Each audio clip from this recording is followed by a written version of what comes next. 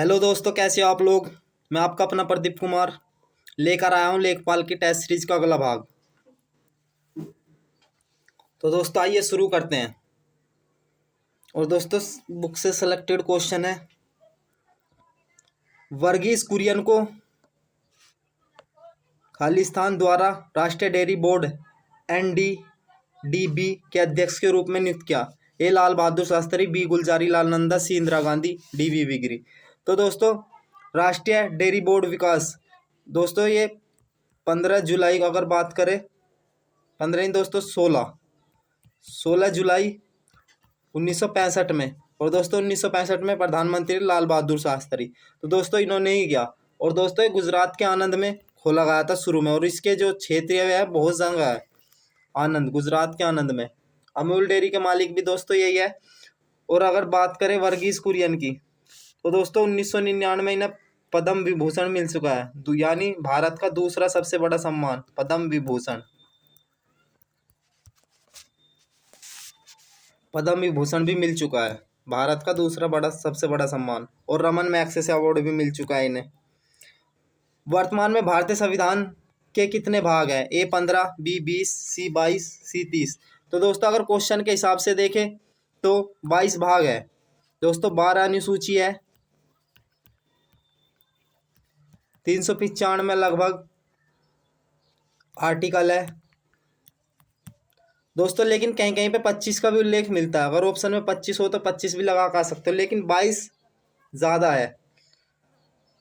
ये 3 भाग बाद के हैं दोस्तों, वरना शुरू की बात करें तो 22 भाग थे उसमें। 345 अनुच्छेद थे, 8 अनुसूचियाँ थी। मुगल सम्राट जहांगीर ने शालीमार बाग का निर्माण करवाया। दिल्ली, बलूचिस्तान, अवध, कश्मीर। तो दोस्तों मुगल सम्राट ने जहांगीर ने दोस्तों शालीमार बाग का निर्माण करवाया था कश्मीर में। और कश्मीर में भी दोस्तों अपनी बेगम मेहरुनिसा के लिए, मेहरुनिसा को आप सभी जानते होंगे क्योंकि दोस्तों ये अब नूरजहां के नाम से प्रसिद्ध है। आगरा में इन्होंने एतमाउद्दौला का मकबरा भी बनवाया था। वार्षिक भारतीय शास्त्रीय संगीत समारोह सवाई गंधर्व भीमसेन महोत्सव में आयोजित किया जाता है। ये पुणे, बी मैसूर, सी कानपुर, डी उदयपुर। तो दोस्तों भारतीय शास्त्रीय संगीत समारोह सवाई गंधर्व भीमसेन महोत्सव पुणे में आयोजित किया जाता था। और दोस्तों अगर बात करें तो पहले इसका नाम था दोस्तों भीमसेन की जगह संगीत था। अगर पहले की पूर्व का नाम भी पूछा जाता तो भीमसेन की जगह संगीत था, लेकिन बाद में इसमें संगीत की जगह भीमसेन कर दिया गया क्योंकि भीमसेन संगीत के बहुत बड़े गुरु माने जाते थे। निम्नलिखित में से कौन सा बैंक भारत का सबसे पुराना सार्वजनिक क्षेत्र का बैंक है? Bank of India, bank of Baroda, Allahabad bank, UCO bank. दोस्तों अगर इनमें से बात करें तो इनमें सबसे पुराना बैंक इलाहाबाद बैंक है। इलाहाबाद बैंक की दोस्तों स्थापना 1865 में हुई। और दोस्तों फिलहाल ये बैंक नहीं है, इसका तो दोस्तों यूनियन बैंक में विलय कर दिया है। आप सभी जानते होंगे ये, जिसका भी इलाहाबाद या यूनियन बैंक में खाता होगा उन्हें पता होगा। इलाहाबाद बैंक का विलय जो है यूनियन बैंक में कर दिया गया है। वैदिक सभ्यता नदी के तट पर विकसित हुई। गोदावरी, कावेरी, कृष्णा, सरस्वती। तो दोस्तों वैदिक सभ्यता जो है सरस्वती के तट पर स्थित हुई। अगर हड़प्पा सभ्यता पूछ ले तो रावी नदी के तट पर विकसित हुई। भारत की पहली इंजन विराहित speed train 18 Integral Coach Factory द्वारा विकसित किए गए। चितरंजन, पटियाला, चेन्नई, कपूरथला। तो दोस्तों ट्रेन 18 के जो है इंजन चेन्नई में विकसित किए गए हैं। और दोस्तों अगर इस ट्रेन की बात करें तो ये दोस्तों मेक इन इंडिया के अधीन बनाई गई ट्रेन है। सरदार वल्लभ भाई पटेल राष्ट्रीय पुलिस अकादमी SVPNPA के पास स्थित है। ए हैदराबाद, बी पुणे, सी भोपाल, डी चंडीगढ़। तो दोस्तों ये हैदराबाद में स्थित है। हैदराबाद में स्थित है। और अगर स्थापना की बात की जाए तो दोस्तों 15 सितंबर 1948 में इसकी स्थापना हैदराबाद के पास की गई। सर्वोत्तम गुण वाला कोयला जिसमें 80 से 95% कार्बन होता है वह है पिट, लिग्नाइट, बिटुमिनस, एंथ्रेस्ट। बहुत ज़्यादा फेवरेट है दोस्तों एग्जामिनर का। और दोस्तों ये क्वेश्चन में किरण की पब्लिकेशन से आया और आए हुए पर्सन है, सेलेक्ट करके लाया हूँ।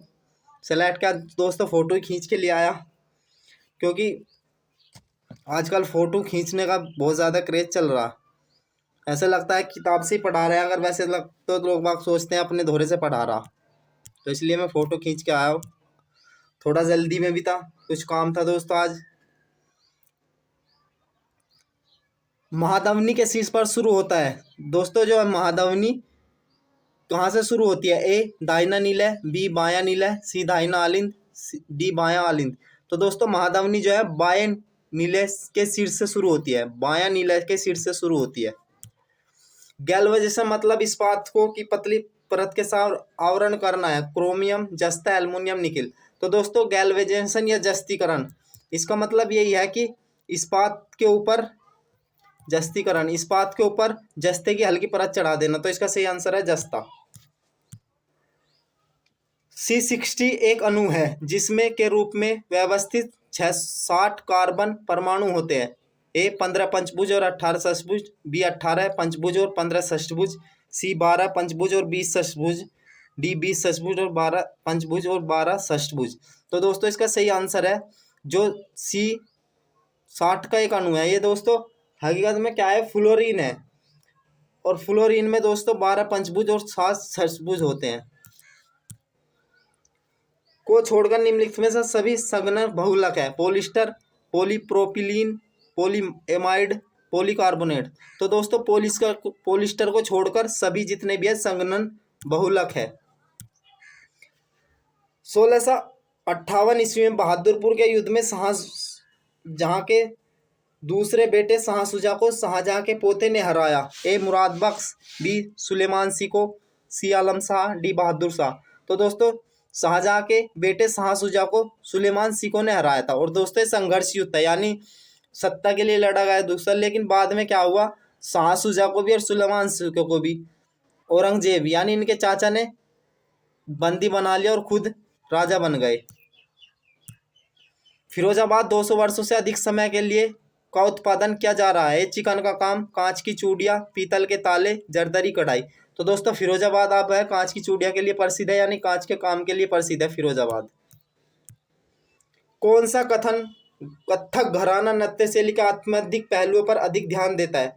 ए जयपुर, बी बनारस, सी लखनऊ, डी बरेली। तो दोस्तों कथक घराना, जो लखनऊ कथक घराना है, यह आध्यात्मिक पहलुओं पर अधिक बल देता है।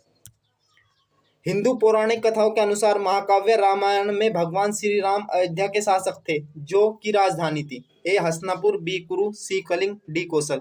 तो दोस्तों अयोध्या कौशल की राजधानी थी। किस भारतीय ने अर्थशास्त्र में नोबेल मेमोरियल पुरस्कार जीता? ए सीवी रमन, बी अमर्त्य सेन, सी कैलाश सत्यार्थी, डी हरविंद गोविंद खुराना। तो दोस्तों अगर भारतीय की बात करें तो अमर्त्य सेन ने अर्थशास्त्र के क्षेत्र में पुरस्कार जीता। और अगर बात करें तो दोस्तों 1998 में मिला था इन्हें। लेकिन सर्वप्रथम अगर किसी को बात करें किसी भारतीय को नोबेल पुरस्कार मिला तो वो थे रविंद्रनाथ टैगोर। भारतीय मुक्केबाज MC मैरी कॉम द्वारा लिखित आत्मकथा का शीर्षक क्या है? A playing to win, unbreakable, C no holding back, imperfect. तो दोस्तों MC मैरी कॉम द्वारा लिखित आत्मकथा का शीर्षक है अनब्रेकेबल। चित्रकूट जलप्रपात भारत के किस राज्य में स्थित है? ए झारखंड, बी उत्तराखंड, सी छत्तीसगढ़, डी मेघालय। तो दोस्तों चित्रकूट जलप्रपात जो है छत्तीसगढ़ में स्थित है।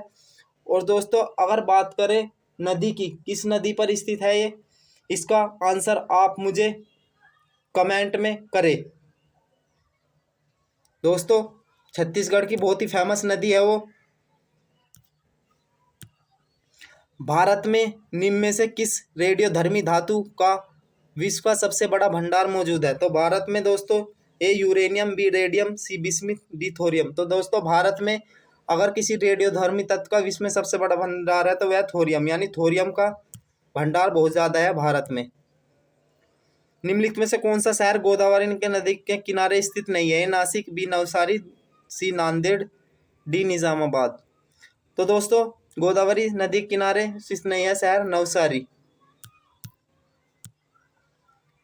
नीलम संजीव रेड्डी कार्यकाल के बाद भारत के राष्ट्रपति कौन बने? ए फखरुद्दीन अली अहमद, सी वराहगिरी वेंकटगिरी, सी ज्ञानी जेल सिंह, डी मोहम्मद हिदायतुल्लाह। तो दोस्तों नीलम संजीव रेड्डी के कार्यकाल की बात करें अगर, तो दोस्तों उनका कार्यकाल जो था 25 जुलाई 1977 से 25 जुलाई 1977 से 25 जुलाई 1982 तक था। और दोस्तों उसके बाद ज्ञानी जेल सिंह बने, उनका कार्यकाल अगर बात करें तो 25 जुलाई से 1982 से दोस्तों 25 जुलाई 1987, पूरे 5 साल इन्होंने अपना कार्यकाल पूरा किया। चंद्रगुप्त के पुत्र का नाम बताइए जिन्होंने 298 से 272 ईसा पूर्व के बीच शासन किया और संपूर्ण भारत में साम्राज्य को बढ़ाया। ए हर्षवर्धन सिंह, बी अनिरुद्ध, सी बिंदुसार, डी वासुदेव। तो दोस्तों चंद्रगुप्त के पुत्र का नाम बिंदुसार था जिन्होंने पूरे भारतवर्ष में साम्राज्य बढ़ाया।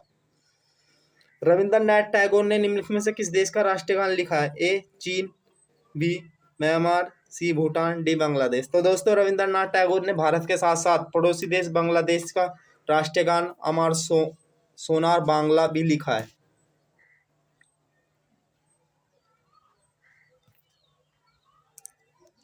तो दोस्तों ये थे आज के अति महत्वपूर्ण 25 क्वेश्चन।